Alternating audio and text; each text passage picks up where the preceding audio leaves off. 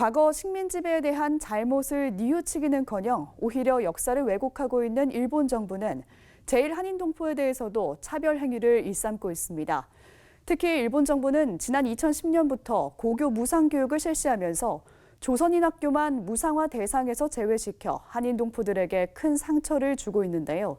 한국기독교교회협의회가 일본 정부를 상대로 수년간 교육권과 인권 보장을 위해 외롭게 싸우고 있는 제1한인동포들을 응원하기 위해 조선인 학교를 연대 방문했습니다. 최경배 기자가 전합니다. 한국기독교교회협의회 방문단이 지난 10일 일본 도쿄에 위치한 조선 중고급 학교를 방문했습니다. 아베 정부의 차별 정책에 맞서 수년째 외로운 싸움을 벌이고 있는 제1한인동포와 학생들을 응원하기 위해서입니다. 일본 정부는 지난 2010년부터 고등학교 수업료 무상화 정책을 실시하면서 조선인 학교만 무상화 대상에서 배제했습니다. 일본 정부의 차별 정책으로 교육권을 침해당했다고 판단한 제1한인동포와 학생들은 조선 학교를 무상화 대상에서 제외한 일본 정부를 상대로 법원에 소송을 제기했지만 지방재판소와 고등재판소에 이어 최근 일본 최고재판소에서 최종 패소했습니다. 이제는 계속 우리 투쟁을 하고 일본 사람들에게 호소를 하고 일본 정치를 바꾸고 그래서 조선학교에 대한 차별을 시정해야 되지 않겠는가 이렇게 생각합니다.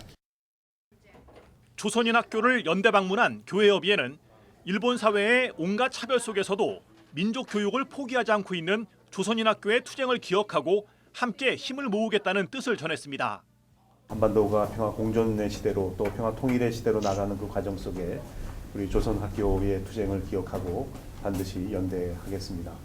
그리고 여러분들이 끝까지 이곳에서 건재하심으로 말미암아 일본 제국이 지니고 있는 그 야만의 경종을 울리는 상징으로 꼭 살아남으시고 승리하시기를 바라겠습니다.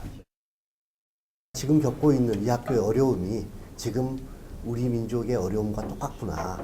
결국 이 어려움을 우리가 함께 지키지 못하면 우리의 미래에 대한 희망은 사라지는 거 아닌가 하는 생각을 해봤습니다.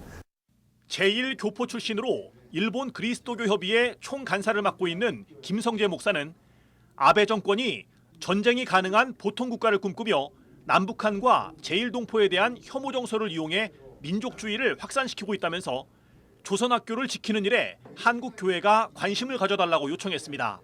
이 일본 지상에서 조선학교가 사라지면 제1동포도 사라집니다. 한국교회가 정말 남북 통일과 더불어 제1동포가 이렇게 살아 있는 것을 생각해 주셔서 기도해 주시고 정말 물질적으로도 후원해 주시는 한국교회 되시면 감사하겠습니다.